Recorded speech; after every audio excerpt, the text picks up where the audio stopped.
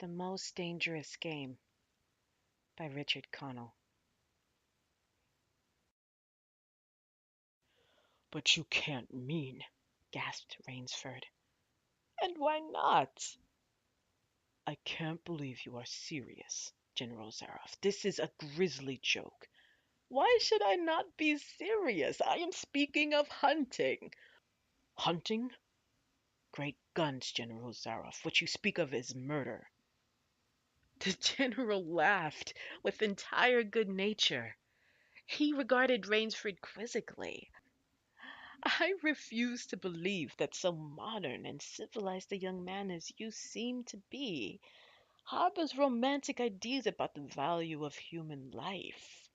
Surely your experiences in war did not make me condone cold-blooded murder, Finished Rainsford stiffly.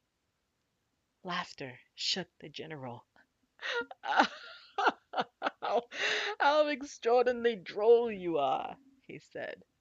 One does not expect nowadays to find a young man of the educated class, even in America, with such a naive and, if I may say so, mid-Victorian point of view. It's like finding a snuff box in a limousine.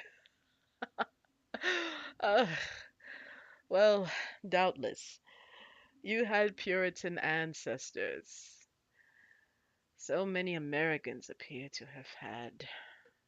I'll wager you'll forget your notions when you go hunting with me. You've a genuine new thrill in store for you, Mr. Rainsford. Thank you. I'm a hunter, not a murderer. Dear me, said the general, quite unruffled. Again, that unpleasant word. But I think I can show you that your scruples are quite ill-founded. Yes, life is for the strong, to be lived by the strong, and, if needs be, taken by the strong. The weak of the world were put here to give the strong pleasure. I am strong. Why should I not use my gift? If I wish to hunt, why should I not? I hunt the scum of the earth, sailors from tramp ships, lascars, blacks, Chinese, whites, mongrels. A thoroughbred horse or hound is worth more than a score of them. But they are men, said Rainsford hotly. Precisely, said the general. That is why I use them. It gives me pleasure. They can reason after a fashion. So they are dangerous. But where do you get them? The general's left eyelid fluttered down in a wink. This island is called Ship Trap, he answered. Sometimes an angry god of the high seas sends them to me. Sometimes, when Providence is not so kind, I help Providence a bit. Come to the window with me. Rainsford went to the window and looked out toward the sea. Watch! Out there! exclaimed the general, pointing into the night.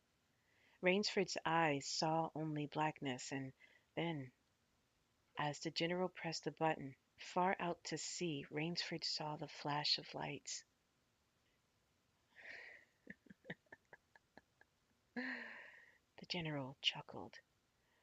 They indicate a channel, he said. Where there's none, giant rocks with razor edges crouch like a sea monster with wide open jaws. They can crush a ship as easily as I crushed this nut. He dropped the walnut on the hardwood floor and brought his heel grinding down on it. Oh, yes, he said, casually, as if in answer to a question. I have electricity. We try to be civilized here. Civilized. And you shoot down men? A trace of anger was in the general's black eyes, but it was there for but a second, and he said in his most pleasant manner, Dear me, what a righteous young man you are. I assure you I do not do the thing you suggest. That would be barbarous. I treat these visitors with every consideration. They get plenty of good food and exercise. They get into splendid physical condition. You shall see for yourself tomorrow. What do you mean? We'll visit my training school, smiled the general. It's in the cellar. I have about a dozen pupils down there now. They're from the Spanish bark San Lucar that had the bad luck to go on the rocks out there. A very inferior lot, I regret to say. Poor specimens, and more accustomed to the deck than to the jungle. He raised his hand, and Ivan, who served as waiter, brought thick Turkish coffee. Rainsford, with an effort, held his tongue in check. It's a game, you see, pursued the general blandly. I suggest to one of them that we go hunting. I give him a supply of food and an excellent hunting knife.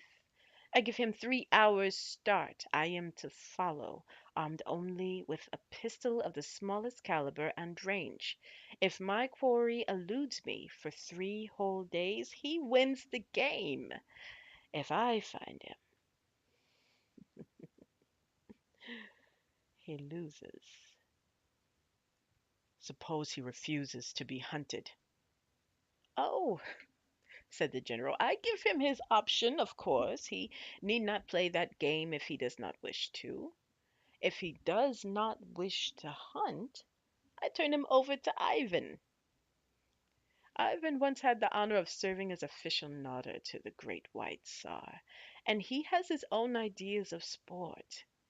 Invariably, Mr. Rainsford, invariably they choose to hunt. And if they win? The smile on the general's face widened. To date, I have not lost, he said. Then he added hastily, I don't wish you to think me a braggart, Mr. Rainsford. Many of them afford only the most elementary sort of problem. Occasionally I strike a Tartar. One almost did win. I eventually had to use the dogs. The dogs. This way, please, I'll show you. The general steered Rainsford to a window. The lights from the window sent a flickering illumination that made grotesque patterns on the courtyard below.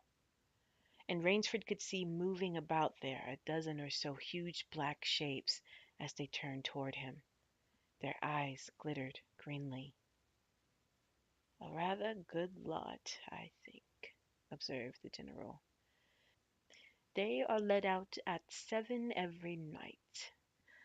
If anyone should try to get into my house or out of it, something extremely regrettable would occur to him.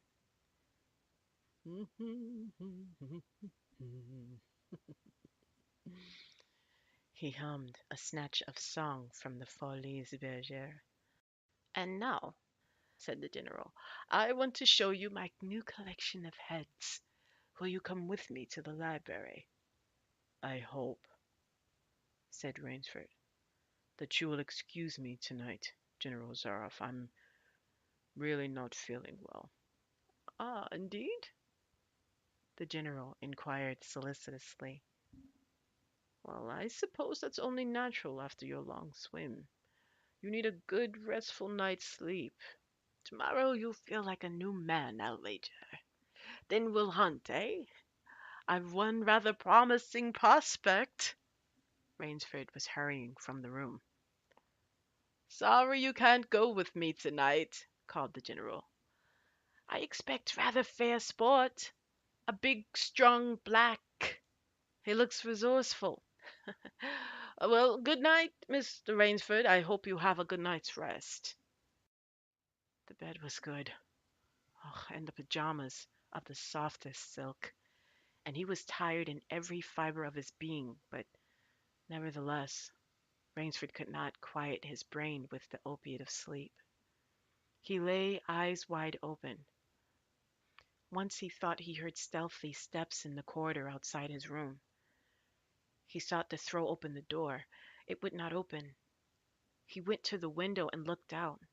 His room was high up in one of the towers.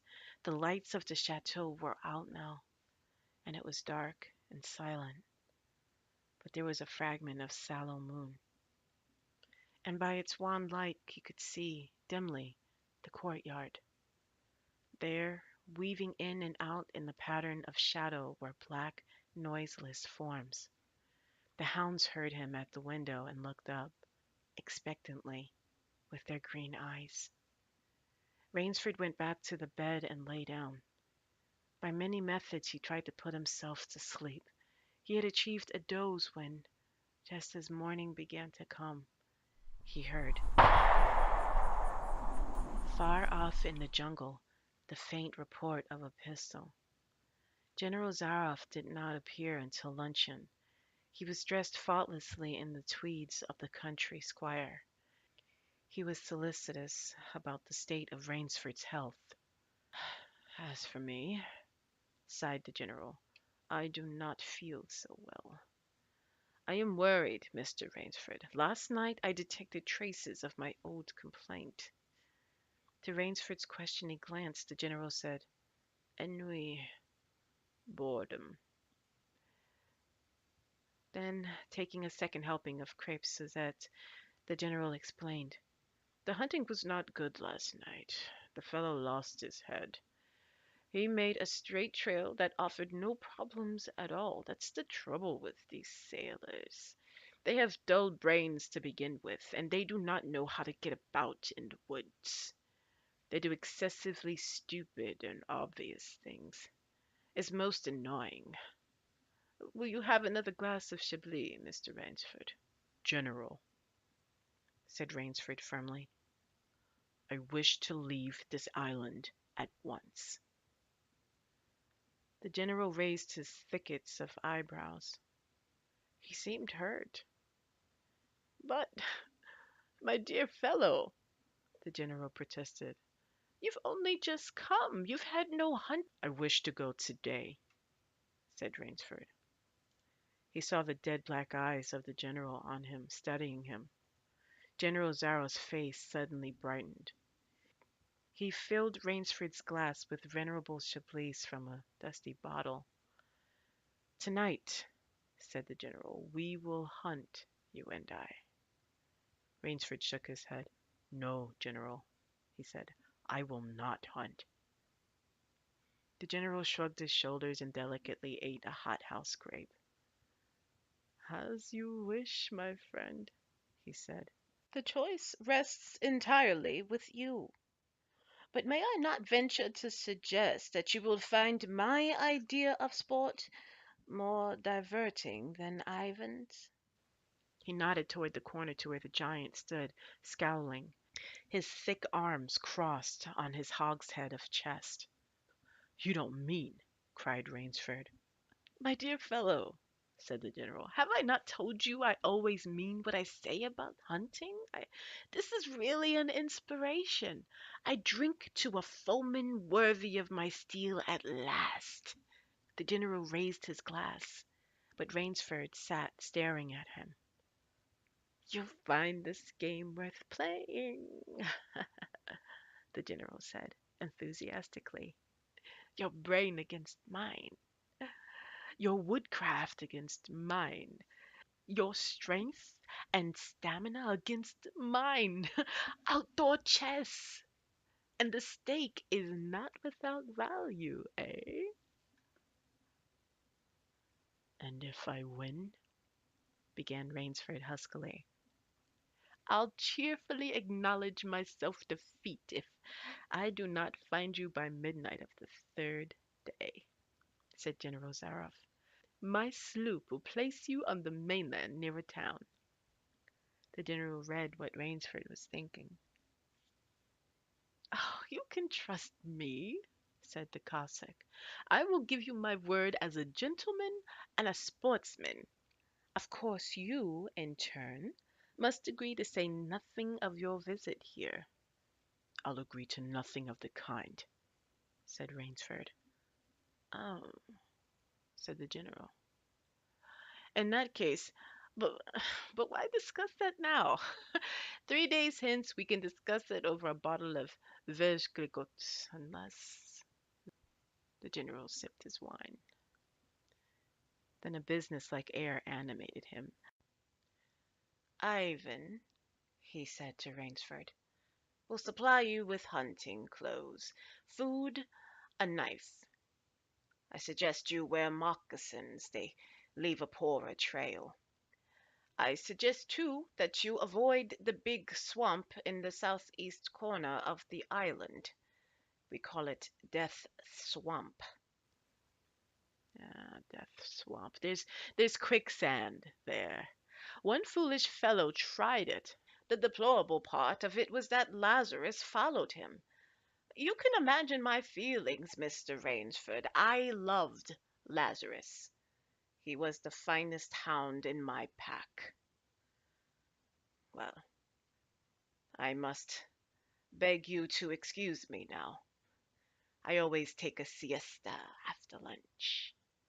You'll hardly have time for a nap, I fear. You'll want to start, no doubt. I shall not follow till dusk. Hunting at night is so much more exciting than by day, don't you think? Au revoir, Mr. Rainsford, au revoir. General Zaroff, with a deep, courtly bow, strolled from the room. From another door came Ivan. Under one arm he carried khaki hunting clothes, a haversack of food, a leather sheath containing a long-bladed hunting knife. His right hand rested on a cocked revolver thrust in the crimson sash about his waist. Rainsford had fought his way through the bush for 2 hours. I must keep my nerve. I must keep my nerve, he said through tight teeth. He had not been entirely clear-headed when the chateau gate snapped shut behind him. His whole idea at first was to put distance between himself and General Zaroff, and to this end he had plunged along, spurred on by the sharp roars of something very like panic.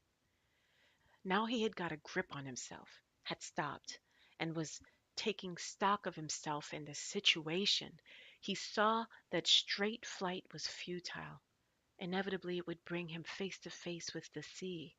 He was in a picture with a frame of water, and his operations clearly must take place within that frame.